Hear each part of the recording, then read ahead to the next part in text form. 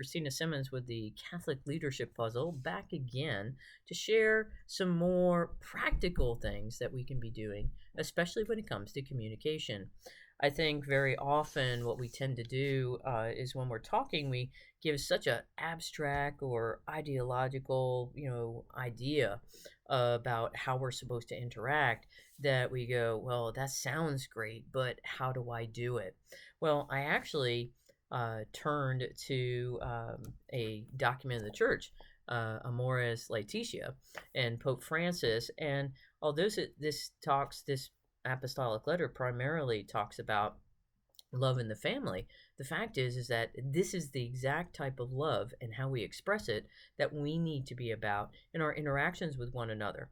Because if we truly believe that we're all adopted sons and daughters, if we truly believe that we are brothers and sisters with one another, then we are all part of the family. So I know that can be difficult because of the very simple fact that just like we know, there's pain, there's evil, there's violence, there's suffering, and this all inhibits and breaks up the possibility of communion, particularly among those in family, but especially with those that we work with those whom we encounter in our daily life, in the grocery store, or out doing errands, or in our wherever it is that we are and where God has placed us. And we need to be practicing these different communication skills that I'm going to share with you, just some practical ones in order to help you. So what are some of the things that we can be doing? Well, there's 6 things that I want to share with you. And one is, first, we need to listen. And we've talked about this before, about how we need to listen to one another. But in particular, we need to listen patiently to everything that someone wants to tell us. And we need to do this without being distracted. So often we'll have our phones or something else will be going on, and it's very obvious to someone when we aren't focused upon them and what they are saying. So we need to practice this skill, listening, especially without distraction. The other is that as we are listening, we need to come to an appreciation of the person and recognize their dignity. Have already talked about how in our interpersonal relationships, we need to recognize the preeminent dignity of the person who is there before us. And this means that they have a right to exist. They have a right to think as they think, and also for them to be happy. And although they might be, in our opinion, lacking something that's going to bring them that happiness, we need to be listening to them and appreciating them for who they are right in that moment. So allowing them to, recognizing their rights to think like they think and to not be upset by it. And, this means that we don't downplay anything that they say, even if we disagree with it, and we're going to express our own point of view. But everyone has the ability, because of who God has created us to be, the ability to share and to contribute from their own experiences, their concerns, their perspectives, and their insights. All of this allows for good communication. And when we're trying to truly understand someone, we need to be able to respect them for who they are in that moment. This is the essence of meeting somebody where they are. Third, don't force agreement.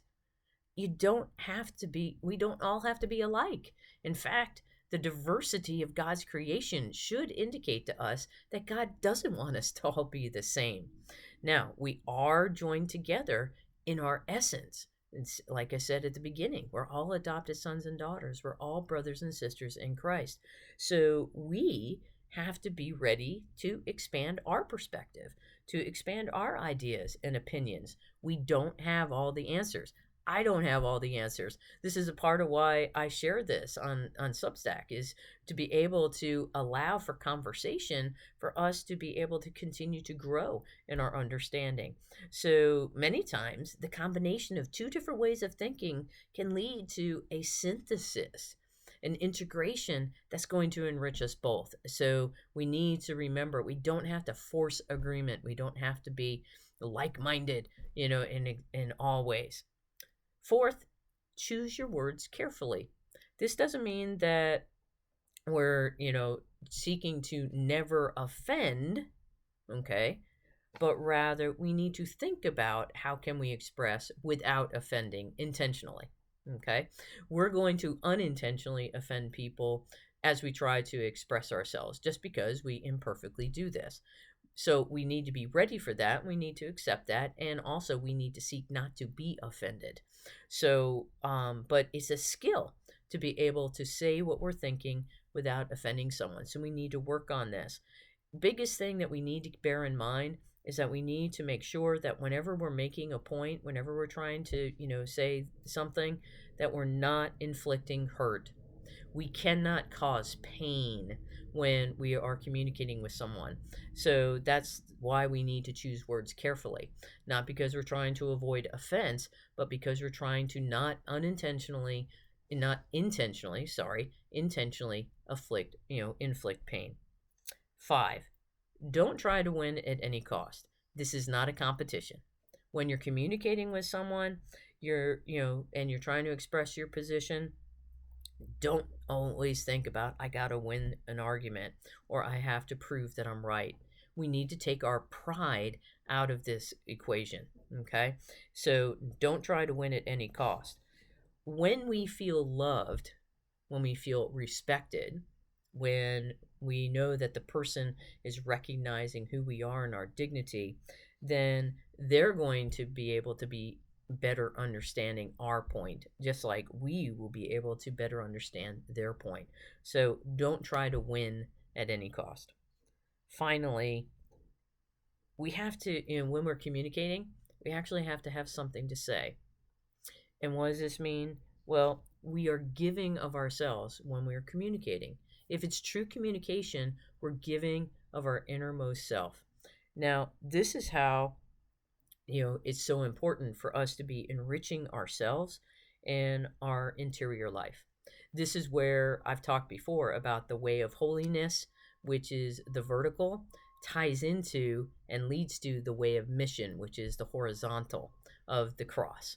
So we need to make sure that we are being attentive to our own personal reflection, our reading, our prayer, and are open to the world around us. This is what's going to help us be able to enter into good conversation and being able to have something worthwhile to say when it comes time to say it. So again, these 6, things that I've just shared with you: listening without being distracted, recognizing the rights of the other person, their inherent dignity, don't force agreement, strive to choose your words carefully, don't try to hurt somebody when you make that point, and this means you don't try to win at any cost. And finally, remember that you need to be attentive to your own journey so that you have something enriching and positive to say when you are communicating with someone. So I hope that those few tips can help you be able to enter into good personal and organizational communication, which I talked about last time.